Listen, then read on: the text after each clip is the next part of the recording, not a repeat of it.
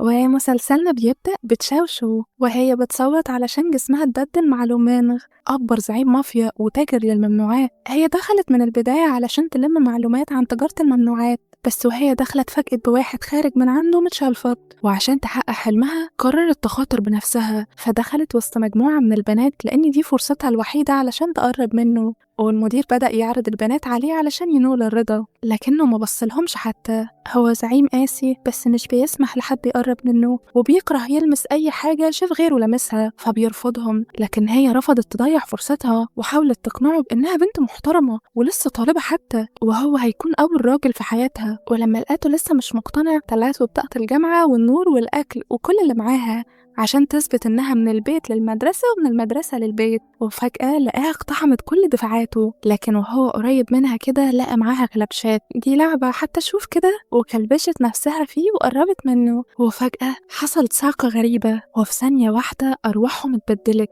وفضلوا هما الاتنين يصوتوا. ايه ده؟ صوتي راح فين؟ وجسمي راح فين؟ مستحيل، أنا اتبدلت مع لومانغ. وهو أخد تليفونها علشان يعرف هي تبع أنهي عصابة ومزقوقة عليه من مين، بس اكتشف إنها شرطية. طه قدامه علشان يعرف منها ازاي ده حصل، ودخلوا رجالته وسحبوه من عليها لأنهم فاكرين إن هو يبقى هي وهي تبقى هو. المهم ركزوا معايا انتوا. وهو فضل يزعق في رجالته ويعرفهم إن هو الزعيم، وهي بتطمن لأن بالنسبة لهم دلوقتي هي الزعيم. يا ترى لو قربت منها ممكن نعرف نرجع تاني؟ وهوبا قرب منها وفضلت يصوت عشان حد يلحقها من المجرم ده. وفعلا رجالته بعدوه وكانوا هيقتلوه كمان، لكنها منعتهم. ما هو لو مات هي هتفضل محبوسة في جسمه على طول. ورجالته استغربوا، أمال ليه كنت بتنادي علينا يا زعيم؟ يعني أصلها متوحشة قوي. وهو اتعصب من غباء رجالته، وكان لسه هيقول لهم على موضوع التبديل لكنها قفلت بقه، قصدها اني حبيبها وملكها. ومشى رجالته علشان يعرفوا يتكلموا بقى بالراحة، وبيبدأ يعرض عليها فلوس مقابل انها ترجع له جسمه تاني. وايه الفايدة لما رجعهولك وانا في جسمك هقدر اوصل لمعلومات اكتر عن العصابة، وانتي شايفة نفسك تقدري؟ هتشوف ان انا اقدر اعمل كده، وهعمل كده بدليل كمان. فقرر ياخدها معاه للبيت لحد ما يلاقي طريقة يخرج بيها من المصيبة دي.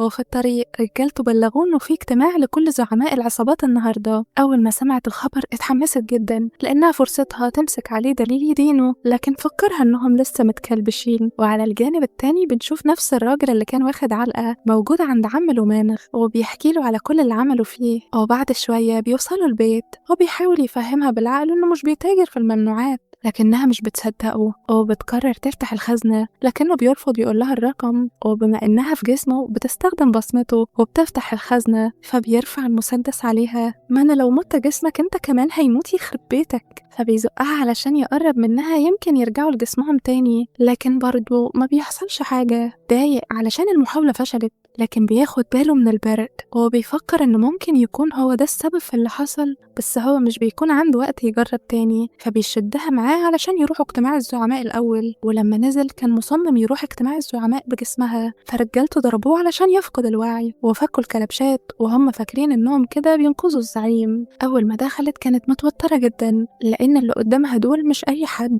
دول زعماء مافيا. ومع ذلك حطت الولاعة والسجاير اللي كانت مخبية فيهم كاميرا علشان تسجل اعترافاتهم. وعمه جاب الراجل اللي ضربه قبل كده، وهي طبعا عرفته أول ما شافته، وسأله ليه ضربت الراجل بتاعي؟ هو افترى وخلاص. دي فرصتك، لازم تفكري كويس علشان تمسكي دليل على تجارة الممنوعات. يا عمي أنا عارف إنك عايز تكسب فلوس، والراجل ده اعترف لي بكل حاجة. فعرفه إنه مش فاهم قصده إيه. قصدي قواعد العيلة يا عمي، وإنت تعرف إيه أصلا عن قواعد العيلة وإنت عايش طول عمرك بره؟ فبص لعمه الكبير وعرفه إن اللي بيعمله عمه الصغير ده غلط، وبلاش بقى أحكي اللي عندي. فتوتر وعرفه إنه فعلا غلطان لما بعت راجل يأذيه، بس هيصلح غلطته. وطلع سكينته وبص عليه علشان يحاول يمنعه، لكن هي أصلا كانت خايفة وما قدرتش تعمل حاجة، فاضطر يخلص عليه قدامه وعرفه إنه خلاص كده بقى. بس أنا ما كنتش عايزك تعمل كده يا عمي، أنا عاوزك تعترف بتجارة الممنوعات، وعلى فكرة معايا كل الأدلة على الموبايل ده.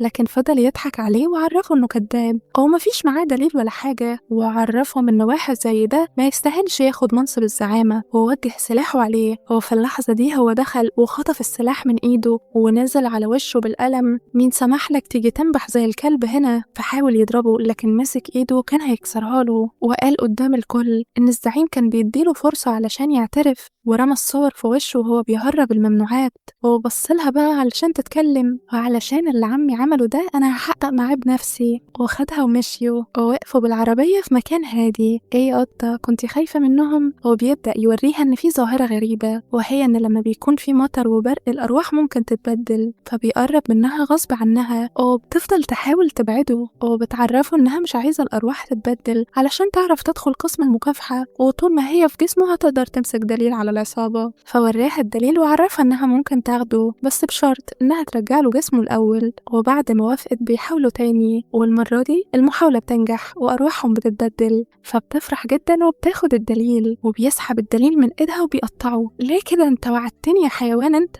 وهو بيفهمها إنه ما ينفعش يسيب معلومات خطيرة زي دي ليها، فبتتقمص قوي وبتمشي. هبل مفكراني هسيبها تمشي كده بالساهل؟ فبيخليها تفقد الوعي وبيشيلها وبيرجع بيها على البيت، وبيخلي رجالته يحبسوها، وبيدخل هو لعمه علشان يروق عليه. لكن عمه بيفضل يهدده إنه لو جه ناحيته هيقول لأخوه مش عيب لما تبقى راجل كبير ومهزأ وكل ما تتزنق تروح تنادي لأخوك. الكلام بيستفزه جدا، فبيلعب على نقطة ضعفه وبيجيب سيرة أبوه. أول ما سمع اسم أبوه نزل عليه بالإزازة: اوعى تجيب سيرة أبوي على لسانك تاني وإلا هخلص عليك. ومحدش بيقدر يوقفه غير عمه اللي دخل بسرعة وحاول يهديه، وعلشان ينهي المشكلة بيتنزله عن كام شركة مقابل إنه يسامح أخوه. وقبل ما يمشوا عرفهم إنه لو اكتشف إن موت أبوه ما كانش حادثة وإن حد فيهم كان مدبرها له هيخليه كومة رماد. على الجانب التاني قدرت تضحك على واحد من رجالته علشان يفكها، وأول ما فكها كتفته مكانها وراحت تفتش على دليل يدينه في المكتب، وعرفت تفتح الخزنة لكن اتفاجئت بصور ليه وهو بيعزف على البيانو. وهي بتدور أكتر لقت تسجيل لأبوه يوم الحادثة، وكان بيقول لابنه إنه لازم يرجع ويمسك مكانه. ودخل عليها: انتي عرفتي حاجات ما كانش ينفع تعرفيها، وحط السكينة على رقبتها. اهدى يا ريس، أنا عارفة إنك طيب ومش زيهم، ده أنا حتى سمعت في التسجيل إنك اتجبرت ترجع بعد موت باباك علشان تعرف مين اللي قتله. اوعي تفكري إني شخص كويس. وبينشف الدم في عروقها. الله يخرب بيتك. ودخل الراجل اللي كان مكتفها بالحبل بتاعه وعرفه إنه المشتبه فيه الأول في قتل والده هو عمه الصغير. فأول ما سمع الكلام ده اتعصب جدا وقرر يروح يخلص عليه، وهي حاولت تمنعه وما يروحش يرمي نفسه في التهلكة. لو أبوكي هو اللي كان اتقتل ما كنتيش هتقولي كده. فبتزعل وبتعرفه إن هي كمان أمها اتقتلت على إيد مجرم. افهمني، انت مش زيهم، فما تعملش حاجة تندم عليها. ومع إنه اتأثر بكلامها بس رفض يسمع كلامها، وبيأمر الحارس إنه يحبسها كويس المرة دي. وبيوصل عند عمه وبيطلع السلاح، لكن فجأة الأرواح اتبدلت تاني وبتلاقي نفسها في جسمه في الموقف ده. يا لهوي، طب أنا مالي؟ رجعت لجسمه ليه دلوقتي؟ مش معنى دلوقتي؟ فبتفضل تصوت وتجري منهم لحد ما بيلحقها وبينزل فيهم ضرب، وبياخدها ويمشي بسرعة علشان يفهم منها ايه اللي حصل وازاي الأرواح اتبدلت تاني مع انهم ما كانوش قريبين من بعض. وسألها ازاي عملت كده. مش هقولك، وما تنساش ان انا اللي مسيطرة على موضوع تبديل الأجسام. وبعد ما نحية كتير منهم هما الاتنين مش بتوافق برضه تقوله، وبيمر الوقت وبيقعد معاها بقى بالراحة علشان يفهم منها. وبكل أدب سألها ازاي اتبدلنا، فبتفضل ساكتة. فبيحاول يغريها انه هيديلها الدليل اللي كانت عايزاه. انت شايفني هبلة؟ مش كل مرة هصدقك على فكرة. امال انت عاوزة ايه؟ انا عاوزاك تبقى المخبر بتاعي علشان اقبض على عمك وشبكة الممنوعات بتاعته كلها. انت معتوهة؟ عمرك شفتي زعيم مافيا بيبقى مخبر؟ خلاص براحتك، انا هستخدم جسمك واروح اعترف بكل حاجة وبعدها هرجع لجسمي تاني. فبيفكر شوية وبتستغل الفرصة. بصي يا لومانغ، أنا خايفة عليك، لو خلصت على عمك التاني مش هيرحمك والشرطة كمان مش هترحمك، يعني في كل الأحوال أنت الخسران. أرجوك وافق بقى، بطلي تتصرفي بطلع البنات ده، مش لايق على جسمي. وفي الآخر بيوافق على طلبها، وبعدها كل واحد فيهم بيرجع لجسمه وبيسلمها الأوراق والمستندات اللي هتساعدها في شغلها. فبتشكره على مساعدته ومبسوطة بالتعاون معاك. أنا ما قدرتش أدخل قسم المكافحة، بس قدرت أقنع زعيم مافيا يبقى جاسوسي. وبعدها بتروح لصاحبها اللي شغال في قسم المكافحة وبتسلمه كل الأوراق والمستندات، ولما سألها جابت المستندات دي إزاي بترفض تقوله، وبتكتفي إنها تقوله إن المهم إن الدليل وصل والباقي ملوش لازمة دلوقتي. وعلى الجانب التاني بنلاقيه قاعد في بيتها وبيهدد أهلها، ولما بترجع وبتشوف اللي حصل بتجري علشان تحميهم منه، لكن الصدمة إن أهلها أصلا قلوبهم جحدة. مرات أبوها قالت له يقتلها أو يبيعها هي مش فارقة معاهم، المهم ما تورطناش معاها. والمصيبة إن أبوها بيوافق على الكلام ده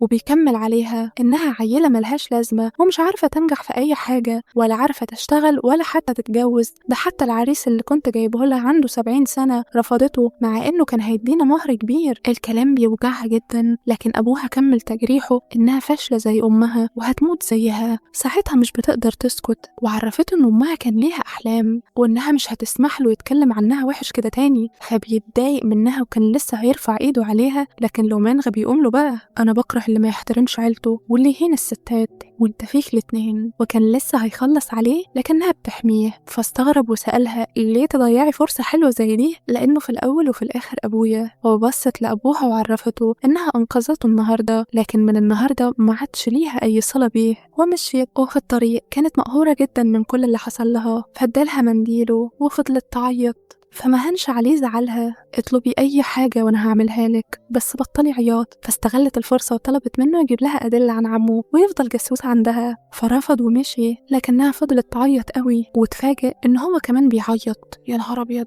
أنا بعيط ليه؟ فزعق لها علشان تبطل عياط. إيه كمان مش من حقي أعيط؟ بس أنت بتعيط ليه؟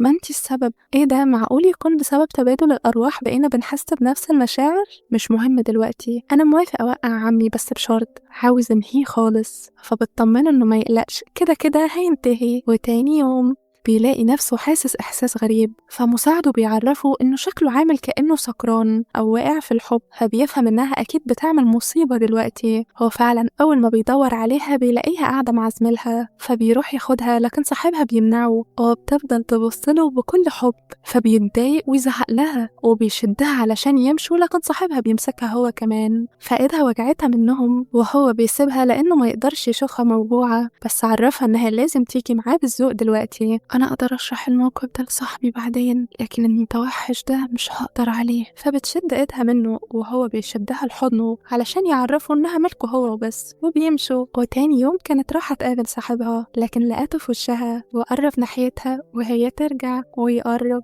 وهي ترجع. إيه اللبس ده وخارجة على فين من غير إذني؟ أنا بلبس كده كل يوم بس أنت اللي مش واخد بالك يعني كده. طب تعالي معايا. وخدها يديها درس عملي علشان تبقى مؤدبة ويوريها مصير أي حد يخونه. ودخل واحد من رجالته اتعشى مع عصابة تانية فأمره يقطع صبعه، وكان فعلا هيقطعه لولا إنها اتدخلت بسرعة وعرفته إنها خلاص فهمت غلطها ومش هتعمل حاجة من وراه تاني. وسألها لو كانت معجبة بصاحبها، فعرفته إنه لأ وإنه صاحبها بس من وهم صغيرين وزي أخوها. وقلبه اطمن مادام الموضوع كده فما عندوش مشكلة تقابله، بس بعد كده ما تخبيش عنه حاجة. وبيمر الوقت وقابلته واداها ورق علشان توصله لومانغ، والورق ده دليل إن اللي قتل أبوه هو عمه، وبكده هيضرب عصفورين بحجر. لكنها رفضت، لومانغ مش زيهم وأنا عمري ما هقبل أورطه في حاجة زي دي، وسابته ومشيت. وبالليل بتلاقيه مزين المكان كله، وساعتها بتحتار وما بتبقاش عارفة تقوله الحقيقة ولا لأ، بس بيقطع تفكيرها وبيقعدها ويخليها تغمض عينيها علشان عمل لها مفاجأة. ولما فتحت لقته بيحتفل بعيد ميلادها، بس النهاردة مش عيد ميلادي، ده تعويض عن كل السنين اللي فاتت. فبتفرح جدا وبيطلب منها تتمنى أمنية، فبتتمنى تسمع عزفه. وفعلا بيقعد وبيبدأ يعزف لها وهي بتسمعه وبتفضل تفكر في القرار اللي هي هتاخده، بس في الآخر بتقرر إنها مش هتقوله الحقيقة لأنه متهور وممكن يأذي نفسه لو عرف. وبعد ما خلص عزف قرب منها وكان لسه هيعترف لها بحبه، لكن دخل المساعد وعرفه إنه لقى ورق في شنطتها بيثبت إن عمه هو اللي قتل أبوه. فبياخد الورق وبيتصدم إن كان معاها دليل زي ده ورفضت تديهوله، وأمر المساعد يحبسها في الأوضة. وأثناء أثناء ما كانت محبوسة كانت بتحاول تجمع دليل علشان تقدر تقبض على عمه من غير ما توديه في داهية، وبتطلب من المساعد حبوب منوم وبتاخدها وتنام، ولما بتصحى بتلاقي نفسها في جسمه، فبتروح للمكان اللي كانت مخبية فيه الكاميرا، لكنها بتتفاجئ إن حد خد تسجيل الكاميرات، وبيدخل عمه وبيعرفه إنه عارف بموضوع الكاميرات، وكمان عارف إن حبيبته شغالة في مكتب المكافحة، وأنا كمان اللي خليت الورق يوصلك علشان أجيبك لحد هنا وأخلص عليك، وأنا ريحتك خالص وكتبتلك رسالة انتحار. بس تقريبا كده المنوم محوقش في لومانا ووصل، وهي بتبدأ تسأله علشان تسمعه، وهو بيعترف، وفعلا بيبدأ يعترف بكل حاجة. أول ما سمع الكلام ده مسكه من قفاه وأخد منه المسدس. ليه عملت كده؟ ده أبوي حبكوا وضحى بكل حاجة علشانكوا. فبيستغرب جدا، أبوكي مين؟ أمال مين اللي ورايا؟ وحاول يخلص عليه، بس هي علشان تمنعه بدلت أجسامهم تاني، ومع كده قدر ياخد المسدس من إيدها. وفي نفس الوقت وصلت الشرطة وحذروه إنه لو ما رماش السلاح هيضربوه، فعرفته إنها كانت مخبية كاميرا في الجاكيت وسجلت كل اعترافاته، وإنه بلاش يودي نفسه في داهية، لحد ما فعلا بيهدى وبتاخده في حضنها. وتاني يوم طلبت منه يعلمها ازاي تبقى قوية زيه علشان تقدر تقدم في قسم المكافحة، فقرب منها. ايه ده؟ انت عاوز ايه؟ وانتي خايفة ليه؟ وبعدين مش المفروض تعلميني انا ازاي بنتبدل كل شوية؟ فبتغير الموضوع وبتفضل تتحايل عليه انه يعلمها، وفي الاخر بيوافق، لكن بشرط انها تعيش معاه في نفس البيت. ومن تاني يوم بيبدأوا التدريبات، ويوم عن يوم مستواها بيتحسن، وأثناء التدريب كان بيعلمها ازاي تدافع عن نفسها. وفي لحظة قربه وهو بيعلمها تاهت فيه، هو ليه حلوة قوي كده؟ فبيفوقها علشان يكملوا تدريب، وبعد محاولات كتير فاشلة أخيرا نجحت، فبتفرح جدا ومن غير ما تحس حضنته، وهو بيفرح قوي بالحضن ده. وبالليل أخدها علشان يناموا، وقبل ما يناموا سألها إذا كانت بتحس بأي حاجة ناحيته، فتوترت وحاولت تغير الموضوع إن كل واحد منهم هينام على طرف وما يفكرش في أي حاجة تانية، لكن هو فاهم كلامها غلط. هو في حاجة بينك وبين صاحبك؟ لا طبعا، امال ليه كل ما قرب منك بتبعدي؟ ومسك ايدها وحطها على قلبه علشان تحس بقلبه اللي مشدود ليها هي وبس، واعترف لها بحبه. فسحبت ايدها بسرعة وحاولت تداري ارتباكها وضربات قلبها اللي زادت من قربه، ولما شاف تأثيره عليها فرح جدا وقعد قدامها وعرفها انه هيديها فرصة تفكر براحتها. مش ناوية بقى تعرفيني ايه سر التبديل اللي بينا؟ فقررت تثق فيه وعرفته ان كل مرة بتمسك فيها سلسلة مامتها بيحصل تبديل للأرواح بينهم، ففرح إنها أخيرا بدأت تثق فيه. وتاني يوم كان بيدربها، لكن فجأة جه صاحبها بحجة إنه تكلف يحمي لومانا، فتخلع هي من وسطهم، ما هي عارفة إنهم مجانين، لكنه جري وراها وقال لها تخليه يمشي. طب وأنا مالي؟ ما هو جاي علشان يحميك أنت. فلما بيلاقيها مترددة بيقوم ماسك السلسلة علشان يبدل الأرواح بينهم، وفعلا اتبدلوا وراح لصاحبها علشان يسأله ايه السبب اللي جابك هنا، وانت جاي علشاني ولا علشان تحمي لومانغ؟ فما بينكرش انه جاي علشانها وانه معجب بيها فعلا. ساعتها اتضايق وبصلها، ايه بتفكري ترتبطي بيه؟ لا انا مش بحب الرجاله. ومسك ايدها، انا عاوزك انتي. فبدل ارواحهم علشان هي اللي تاخد القرار وما يبقاش اجبرها على حاجه. فعرفته انها مش عارفه قلبها عاوز ايه لسه، وحاول يقرب منها لكنها بعدت. انا فعلا بحبك لكن زي أخويا وبس. وهو احترم قرارها ده جدا ومشي، وهو جرب حظه هو كمان وسألها لو كانت بتحبه برضه ولا لأ، والسؤال ده فضل شاغل تفكيرها طول الليل ومخليهاش تعرف تنام. ولما قامت تشرب مية علشان تهدى لقته قدامها، وسألها إذا كان توترها ده بسبب إنها بقت تفكر فيه، بس ما حبش يضغط عليها وكان لسه هيمشي، لكنها وقفته. انت سألتني قبل كده عن مشاعري ناحيتك، وانا عاوزة اقولك اني فعلا معجبة بيك. فطار يا روحي من الفرحة، ما هو هيموت ويسمع الكلمة دي منها. وتاني يوم بنشوفها في حضنه وهو قاعد يخطط لحياتهم سوا، ولقد هرمنا من أجل هذه اللحظة بجد. ألف ألف مبروك، وزغرت لهم في الكومنتات، وما تنسوش اللايك والاشتراك في القناة، والسلام.